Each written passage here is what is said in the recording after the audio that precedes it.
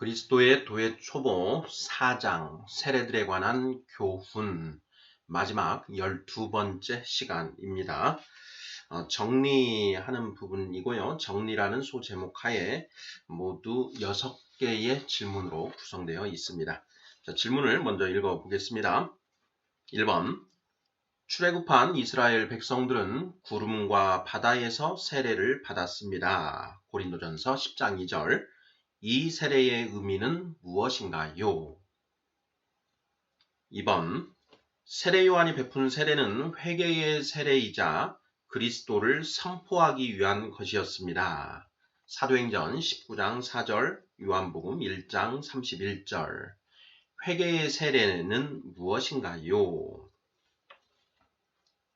3번 예수님이 그리스도이심을 믿고 세례를 받으면 두 가지 효과가 있습니다. 무엇인가요?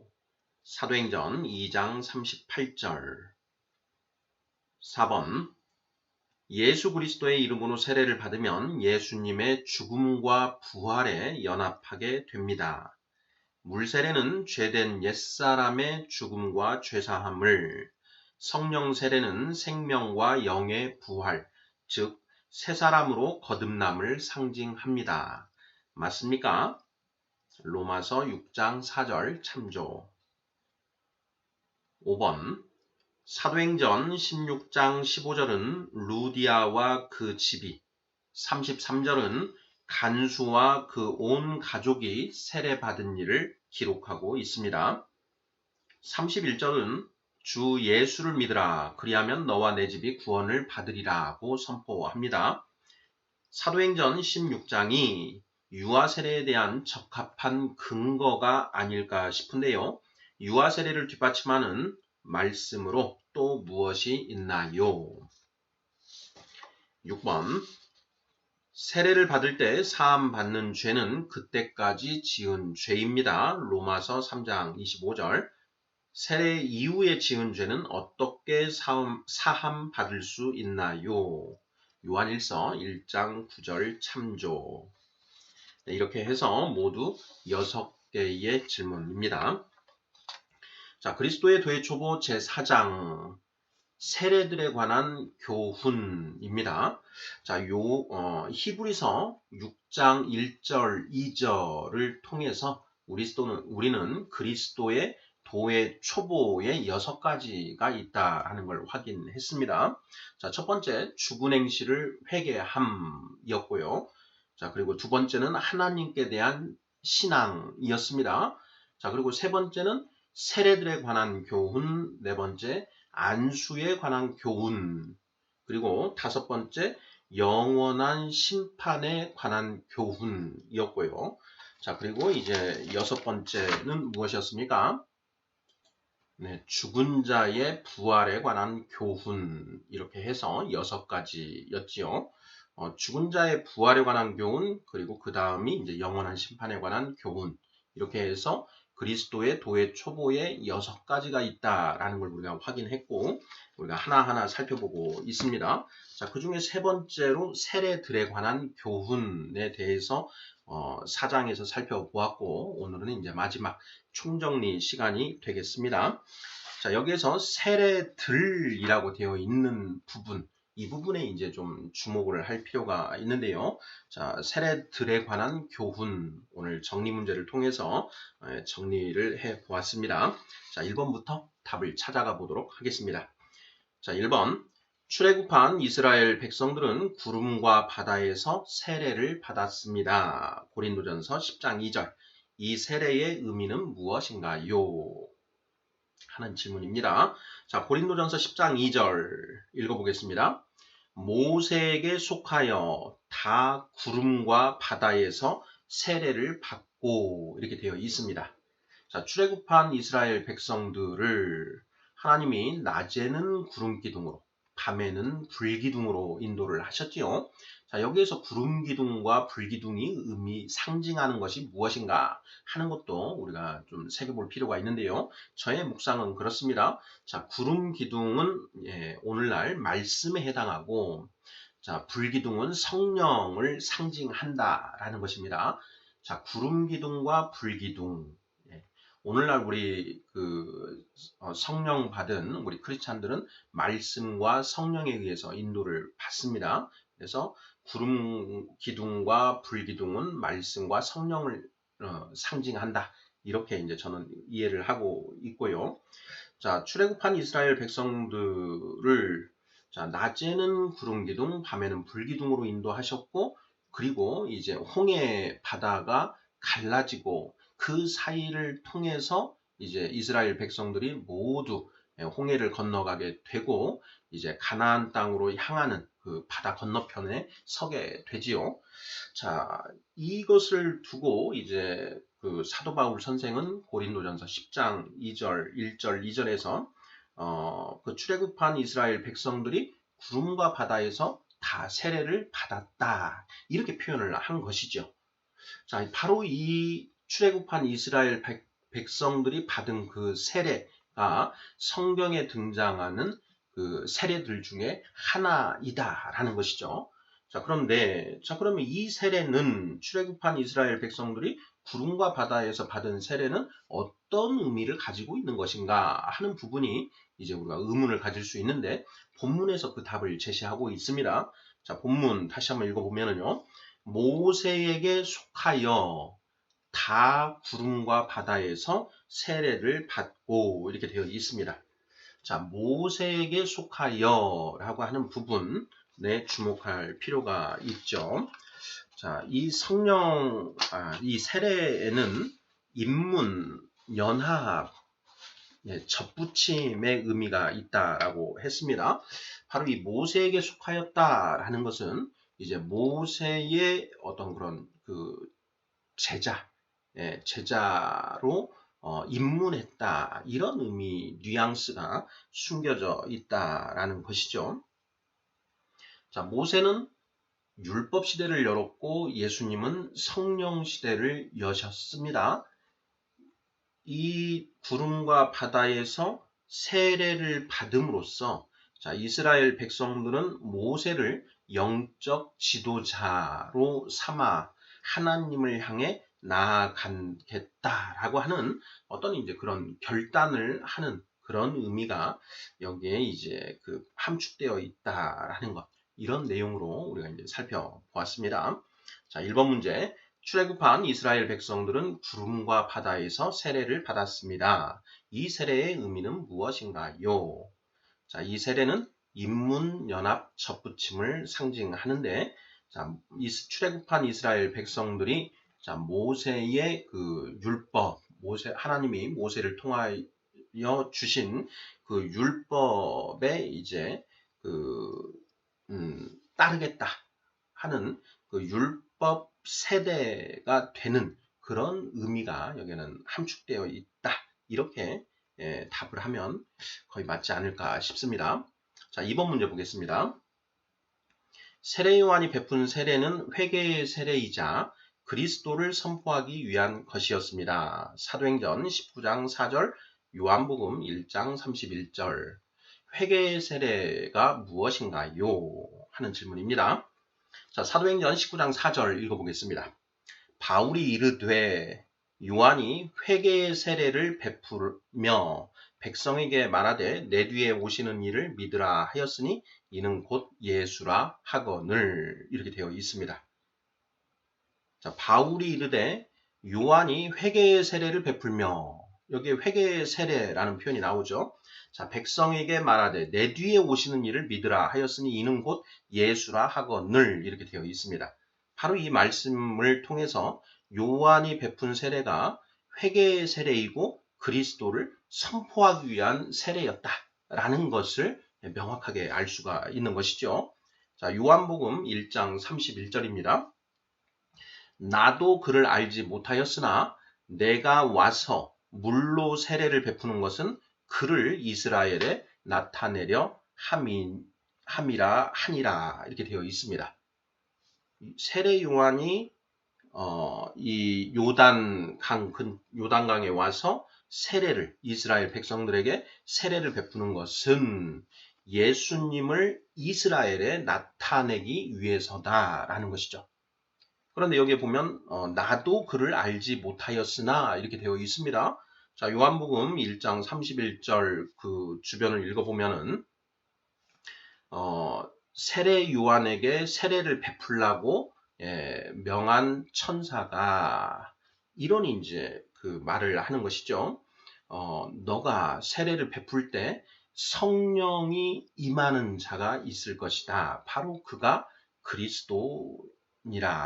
이렇게 이제 그 얘기를 한 것이죠. 그래서 세례 요한도 누가 그런 그분인지는 모르지만 그 명령에 순종해서 세례를 베풀었고 예수님이 세례 요한에게 세례를 받으시자 하늘이 열리고 성령이 비둘기처럼 임하였다라는 것이죠. 그것을 보고 이제 세례 요한은 예수님이 그 분이시다, 그리스도이시다라는 것을 이제 알게 된 것이고 그것을 이제 온 이스라엘에 선포를 하는 것이죠. 나아가서 하늘에서 이는 내 사랑하는 아들이라 하는 그 하늘의 선포가 또 이루어집니다.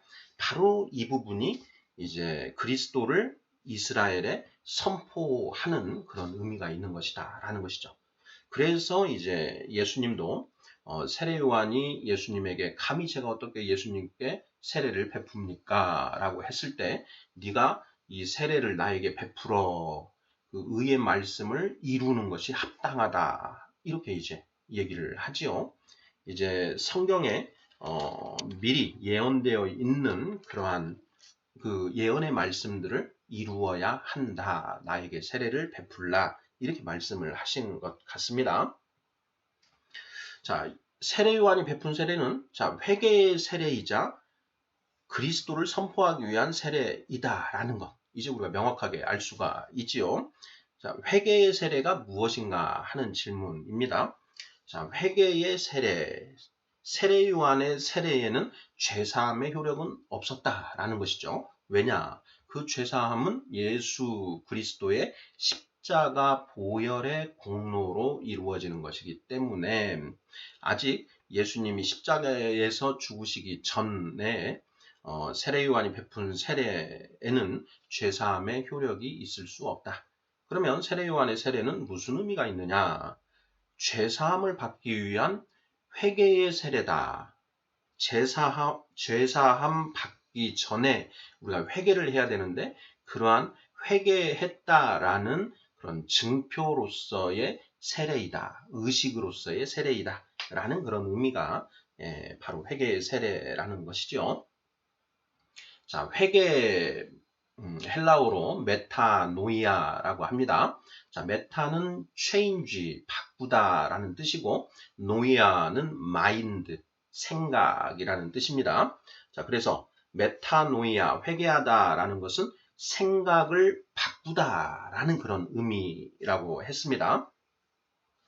세례 요한이 베푼 그 세례가 회개의 세례라고 하는데 이때 회개, 생각을 바꾸는 것인데 무슨 생각을 바꾸는 것인가 하는 이제 그런 질문인 것이지요.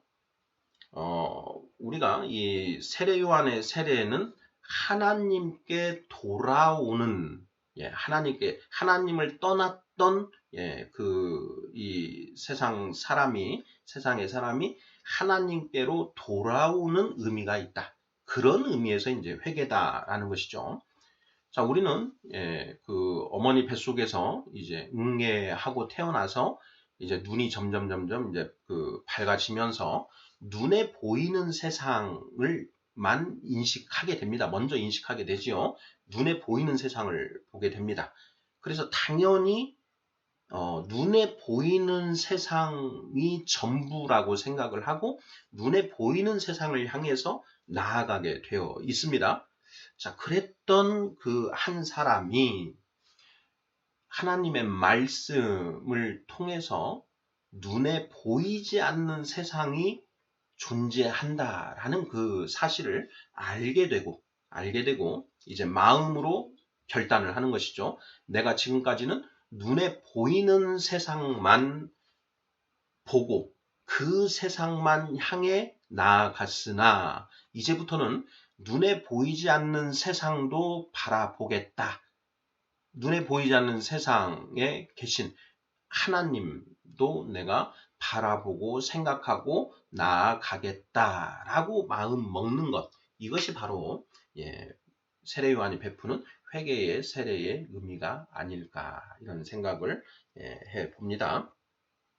공관복음에는 이제 세례 요한이 회개의 세례를 베풀면서 너희가 회개에 합당한 열매를 맺으라라고 이제 촉구하는 그런 내용들이 나옵니다. 자, 그리고 세례 요한이 그 광야에 있다가 이 공생애를 시작하면서 이 유다를 향해서 이스라엘 백성들을 향해서 외친 그 선포는 회개하라 천국이 가까이 왔느니라 이렇게 이제 선포를 하지요. 거기에서 회개하라 천국이 가까웠다. 하나님의 나라가 가까이 왔으니 너희는 그 하나님의 나라를 바라보라 라는 그런 의미로 이해를 할 수 있지 않을까 싶습니다. 자, 이번 문제 세례 요한이 베푼 세례는 회개의 세례이자 그리스도를 선포하기 위한 것이었습니다. 회개의 세례가 무엇인가요? 네. 자, 세상만 바라보고 눈에 보이는 세상만 바라보고 살아가던 한 사람이 이제부터는 눈에 보이지 않는 세상 그리고 하나님을 이제는 바라보며 살겠다라고 결단하고 마음을 바꾸고 생각을 바꾸고 받는 세례가 바로 회개의 세례다. 중요한 것은 마음을 바꾸는 것이 중요합니다. 자, 이 세례는 하나의 의식이지요. 그 의식은 그것을 자기가 마음을 바꾸었다라는 것을 내외적으로 공포하는 그런 의미가 있는 의식이다. 그래서 실질은 마음을 바꾸는 것이 이제 더 중요한 것이고, 그래서 그것이 실질, 마음을 바꾸는 것이 실질, 그리고 세례는 형식이다. 이렇게 우리가 이해를 하면 맞지 않을까 싶습니다. 실질과 형식 둘 다 의미가 있다라는 것이죠. 자, 3번 보겠습니다. 예수님이 그리스도이심을 믿고 세례를 받으면 두 가지 효과가 있습니다. 무엇인가요? 하는 질문입니다. 성경에서 신약 성경에서 저는 가장 중요한 말씀 중에 하나가 사도행전 2장 38절이라고 생각하고 있는데요. 읽어보겠습니다. 베드로가 이르되 너희가 회개하여 각각 예수 그리스도의 이름으로 세례를 받으라. 그리하면 죄사함을 받고 성령을 선물로 받으리니 이렇게 되어 있습니다. 자, 예수님이 그리스도이심을 믿고 세례를 받으면 두 가지 효과가 있다. 무엇인가? 죄사함을 받고 성령을 선물로 받게 된다. 죄사함과 성령 받음 이 두 가지 효과가 있다라는 것이죠. 자, 베드로가 이르되 너희가 회개하여 예수 그리스도의 이름으로 세례를 받으라 이렇게 되어 있습니다. 자, 여기에서 촉구한 이 회개 이 의미도 이제 좀 중요한데요. 세례 요한이 베풀면서 회개하라 했을 때 그 의미는 방금 전에 우리가 살펴보았습니다. 눈에 보이는 세상만 바라보고 살던 그 한 사람 한 사람이 이제부터는 눈에 보이지 않는 세상, 하나님의 나라, 천국, 하나님과 천국을 바라보며 살겠다라는 그런 생각을 하게 되는 것. 이것이 이제 세례 요한이 베푼 세례의 회개의 의미였습니다. 자, 그러면 베드로가 이제 이야기한 너희가 회개하여 이렇게 되어 있는데 이때 회개는 어떤 의미일까 하는 부분도 좀 명확하게 할 필요가 있겠지요. 자, 우리 성도님들께서는 어떻게 생각하십니까? 사도행전 2장 38절에서 그 말하는 회개의 의미가 구체적으로 무엇일까 하는 그런 질문입니다. 자, 뭐라고 답하면 될까요? 초신자나 불신자가 물었을 때 우리는 대답할 것을 항상 가지고 있어야 됩니다. 베드로전서 3장 15절 말씀이지요. 너희 안에 있는 소망에 관한 이유를 묻는 자들에게 대답할 것을 준비하되 온유와 두려움으로 하라 라고 되어 있지요. 자, 뭐라고 대답을 하면 될까요? 역시 본문에 답이 있습니다. 자, 베드로가 이르되 너희가 회개하여 각각 예수 그리스도의 이름으로 세례를 받으라 이렇게 되어 있습니다. 자, 이때 회개, 생각을 바꾸다, 메타노이아라고 했는데요. 이때 왜 회개는 의미는 무엇이냐? 예수 그리스도라는 것이죠. 예수 그리스도가 무엇입니까? 그 안에 는을 넣어서 예수는 그리스도, 예수님이 곧 구원자이시다. 메시아, 메사이아, 메시아이시다. 요한복음 14장 6절. 내가 곧 길이요 진리요 생명이니 나를 통하지 않고는 아버지께로 올 자가 없느니라. 예수님 분명히 말씀을 하셨습니다. 바로 그것을 믿는 것, 그 생각을 갖는 것. 그 이전에는 세상의 부와 권력과 명예가 나를 구원해주는, 돈이 뭐니 해도 돈이 최고다. 뭐니 해도 건강이 최고다라고 하는, 그러니까 돈과 건강을 어떤 구원의 방편으로 이렇게 생각을 했었는데 그 생각을 바꾸는 것이죠. 자, 나를 구원하실 분은 오직 예수님밖에 없다. 즉 하나님의 말씀이신 예수님밖에 없다라고 마음을 바꾸어 먹는 것. 이것이 바로 예수 그리스도를 믿는 것이죠. 바로 이 회개를 의미한다라고 답을 하면 거의 99% 맞지 않을까 생각합니다. 베드로가 이르되 너희가 회개하여 각각 예수 그리스도의 이름으로 세례를 받으라. 여기에서의 회개는 예수님만이 그리스도라는 것. 사도행전 4장에서 베드로가 선언합니다. 세상에 예수 이름 말고 구원의 이름을 주시지 않으셨다. 오직 예수님만이 구원의 구원에 우리의 주신 이름이다라고 이제 베드로가 또 선포를 하지 않습니까? 바로 그것을 믿는 것, 그렇게 생각을 바꾸는 것, 이것이 바로 사도행전 2장 38절이 말하는 회개의 의미다라는 것입니다. 자, 여기에서도 중요한 게 있죠. 예수 그리스도를 믿는 것, 구원의 확신을 가지는 것, 이것이 이제 실질에 해당되는 것이고, 예수 그리스도의 이름으로 세례를 받는 것은 형식에 해당된다라는 것입니다. 중요한 것은 이 실질이 중요한 것이죠. 오직 예수님, 즉 하나님의 말씀이 길이요 진리요 생명이다라는 것을 알고 믿고 확신하는 것, 이것이 바로 구원의 확신이다.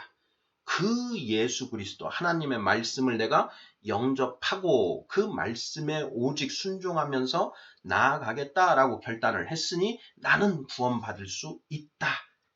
구원받았다. 칭의 구원을 받았다. 그리고 이제 성화 구원을 성취하기 위해 나아간다. 이렇게 생각하는 것. 이것이 바로 구원의 또 확신이다라는 것. 그것도 우리가 살펴보았습니다. 4번 문제 보겠습니다. 예수 그리스도의 이름으로 세례를 받으면 예수님의 죽음과 부활에 연합하게 됩니다. 물 세례는 죄된 옛사람의 죽음과 죄사함을, 성령 세례는 생명과 영의 부활, 즉 새사람으로 거듭남을 상징합니다. 맞습니까? 맞습니까? 하는 질문입니다. 자, 로마서 6장 4절 참조 이렇게 되어 있는데요. 자, 로마서 6장 4절 읽어보겠습니다. 자, 그러므로 우리가 그의 죽으심과 합하여 세례를 받음으로 그와 함께 장사되었나니 이는 아버지의 영광으로 말미암아 그리스도를 죽은 자 가운데서 살리심과 같이 우리로 또한 새 생명 가운데서 행하게 하려 함이라 이렇게 되어 있습니다. 자, 이 로마서 6장 4절 이 말씀을 통해서 우리가 예수 그리스도의 이름으로 세례를 받습니다. 세례 침례, 물에 잠겼다가 일어나는 그런 이제 의식을 행하죠. 또는 그 물로 이제 우리 머리를 적시는 그런 그 의식을 행하게 됩니다. 바로 그러한 세례에 예수님의 그 죽으심과 연합하는 의미가 있고 또한 거기에서 나아가서 예수님의 그 부활과 연합하는 그 의미가 세례에 함축되어 있다라는 것이죠. 자, 그런데 먼저 예수님의 죽음과 연합하는 거기에는 우리의 죄된 옛사람이 죽고 그리고 우리의 죄가 사함을 받게 되는 그런 의미가 있는 것이고 그리고 우리가 예수님과 함께 예수님의 부활에 연합한다라는 것은 생명과 영의 부활, 즉 새 사람으로 거듭남을 상징한다라는 것이죠. 예, 맞습니까? 틀립니까? 예, 맞지요. 우리가 이 세례와 관련해서 연합 입문 접붙임이라는 제목으로 이러한 내용들을 우리가 살펴보았습니다. 자, 우리의 구원은 크게 3단계로 이루어져 있다라고 했습니다. 무엇이었습니까? 칭의, 성화, 영화의 3단계였지요. 자, 이것은 칭의가 끝나면 그 증표로 성령을 받게 되고 성령을 받게 되면서 성화가 시작됩니다. 자, 그리고 우리는 죽을 때까지 이 세상에서 성화의 과정을 이루어가는 것이고 그 성화가 이루어지면 이제 예수님이 재림하실 때 예수님의 재림 그리고 최후의 심판 때 이제 썩지 않을 영광스러운 몸으로 변화되게 된다. 그것이 영화라고 했습니다. 영화는 이제 예수님의 재림과 더불어서 오는 것이기 때문에 그 영화 단계에서 우리가 할 수 있는 일은 전혀 없는 것 같습니다. 우리가 육신을 입고 이 땅에 있을 때 우리에게 성취될 수 있는 구원은 칭의와 성화라는 것을 알 수가 있는데요. 자, 칭의는 예수 그리스도를 믿음으로써 단번에 이루어지는 구원의 과정이고 그 칭의가 이루어지면 그 보증으로 성령을 받게 되고 그때부터는 죽을 때까지 성화의 과정이 이루어지게 된다라는 것이죠. 옛사람이 죽고 죄사함을 받는 것은 칭의와 관련된다. 그리고 생명과 영의 부활, 성령을 받음으로써 즉 우리에게 죽었던 우리의 영이 되살아나는 것. 이것은 이제 성화와 관련이 된다라는 것. 이건 우리가 이미 살펴보았습니다. 세례에는 물 세례와 성령 세례가 있다. 자, 물 세례는 죄된 옛사람의 죽음과 죄사함을 상징하고 성령 세례, 성령을 받는 것은 우리의 영이 죽었던 영이 죄와 허물로 죽었던 너희를 살리셨도다. 성령을 받음으로써 우리가 살아나게 됐다라는 것. 요한복음 3장 3절에서 예수님께서 너희가 거듭나지 아니하면 하나님의 나라를 볼 수 없느니라. 3장 5절 너희가 물과 성령으로 나지 아니하면 하나님의 나라에 들어갈 수 없느니라. 이렇게 예수님이 말씀하셨습니다. 바로 거듭남에 대해서 말씀하셨는데 거기에 물과 성령으로 라는 것이 어떤 의미일까? 자, 물은 죄된 옛사람의 죽음과 제사함을 상징하는 그런 세례를 의미하고 성령은 이제 우리의 죽었던 영이 되살아나게 되는 성령 세례를 의미한다. 저는 이렇게 이해를 하고 있는데요. 우리 성도님들께서는 어떠신지요? 4번 문제 살펴봤습니다. 이제 5번 문제 보겠습니다. 자, 사도행전 16장 15절은 루디아와 그 집이 33절은 간수와 그 온 가족이 세례받은 일을 기록하고 있습니다.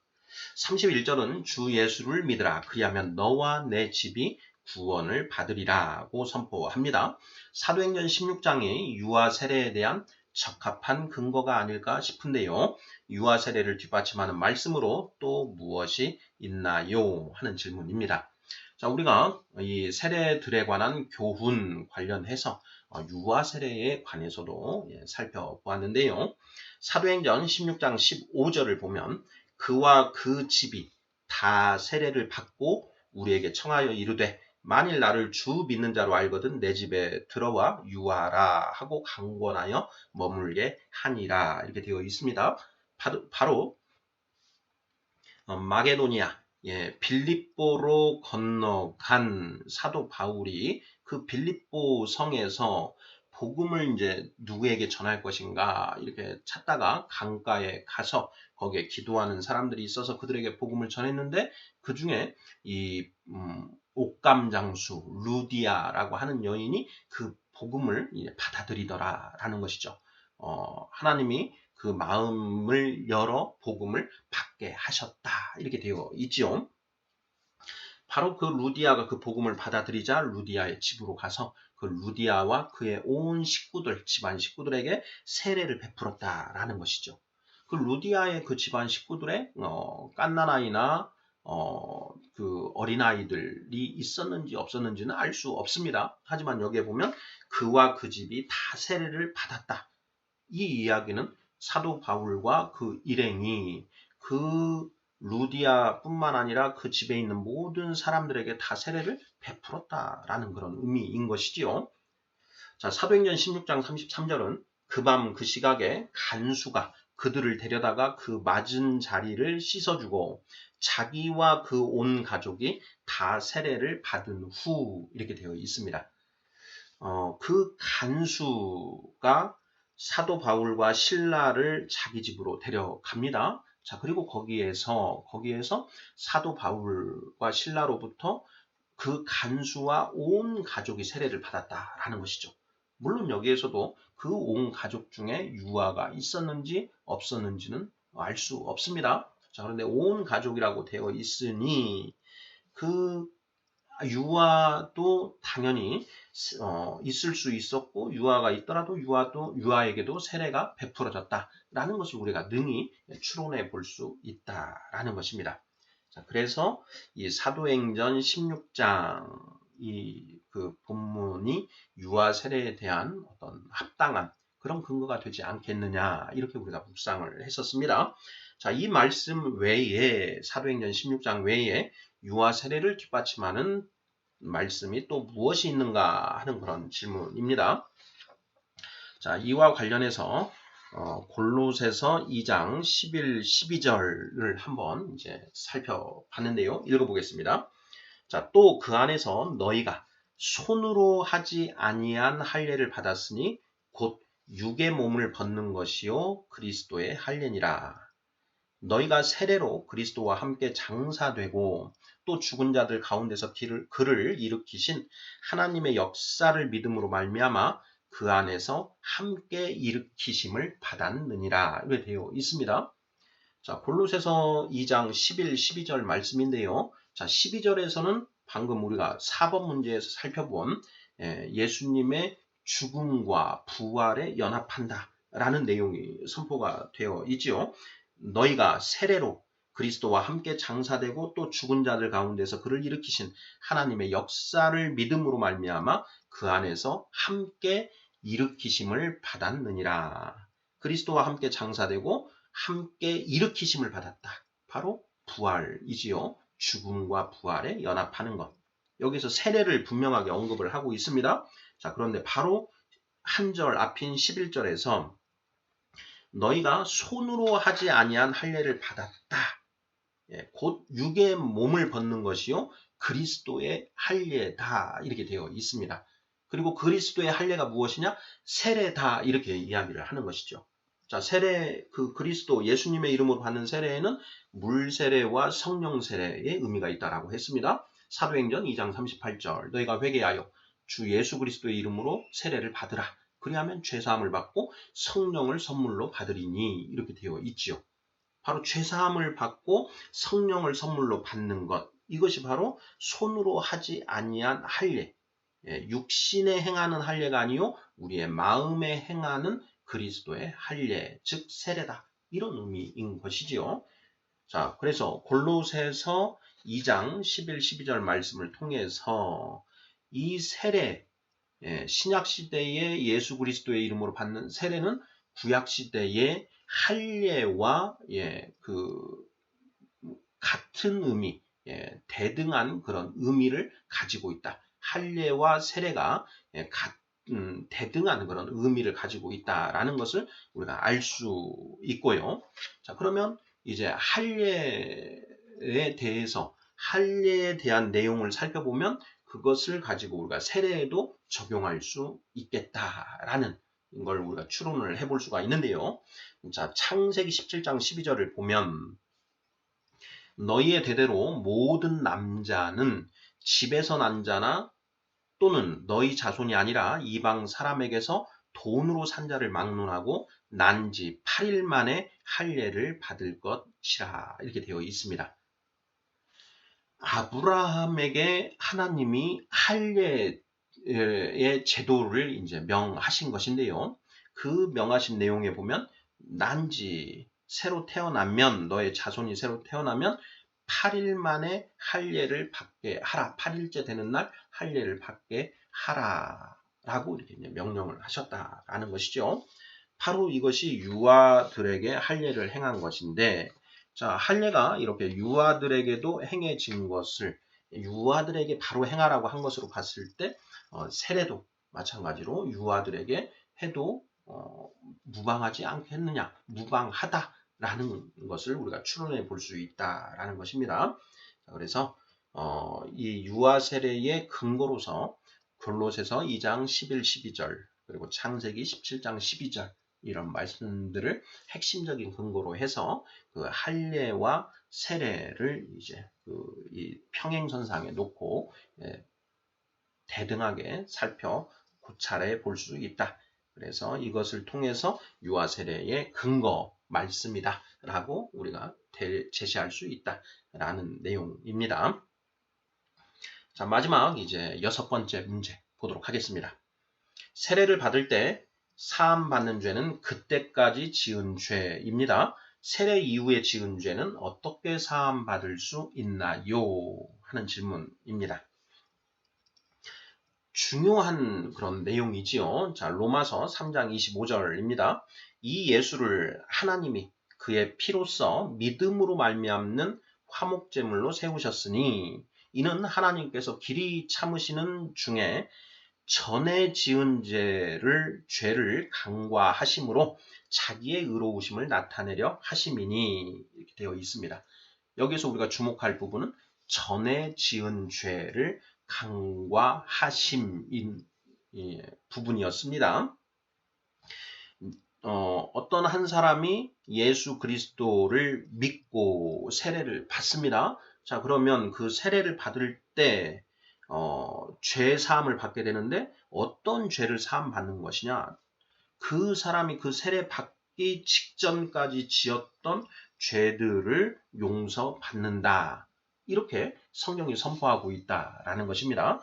그것을 전에 지은 죄를 간과하심이라고 표현을 하고 있습니다.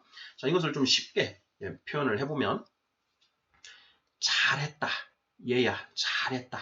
네가 내 아들 예수를 구원자 그리스도로 믿고 예수의 이름으로 세례를 받았으니 자, 네가 지금까지 지은 죄는 내가 다 없었던 것으로 해주겠다. 그러니 앞으로 똑바로 살아라. 이런 의미가 된다라고 이제 말씀을 우리가 나누었습니다. 자, 베드로후서 1장 9절도 같은 맥락으로 뒷받침하는 말씀이었죠. 베드로후서 1장 9절. 이런 것이 없는 자는 맹인이라 멀리 보지 못하고 그의 옛 죄가 깨끗하게 된 것을 잊었느니라 이렇게 되어 있습니다. 그의 옛 죄가 깨끗하게 된 것을 잊은 사람이다. 이렇게 이야기를 하는 것이죠. 자, 베드로후서 1장 9절입니다. 자, 그 사람이 세례를 받음으로써 그의 옛 죄가 깨끗하게 되었는데 그것을 잊고 지금 여전히 또 죄를 세상을 향해서 다시 나아가고 있다라는 걸 이제 책망하는 부분인데요. 여기에서 그의 옛 죄가 깨끗하게 되었다라는 이 말씀을 통해서도 세례를 받음으로써 그 세례 받기 전에 지은 죄가 사함 받는 것이다라는 것을 우리가 알 수 있는 것이죠. 그래서 이제 세례를 받을 때 사함 받는 죄는 그때까지 세례 받을 때까지 지은 죄다라는 것을 우리가 그 교리적으로 알 수 있다라는 것이고요.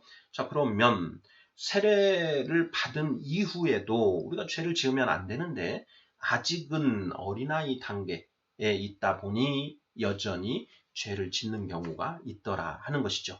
그러면 세례 이후에 지은 죄는 어떻게 사함받을 수 있는 것입니까? 하는 질문이 당연히 성립하지요. 자, 이에 대한 답도 당연히 성경에 제시되어 있습니다. 자, 요한 1서 1장 9절이었죠.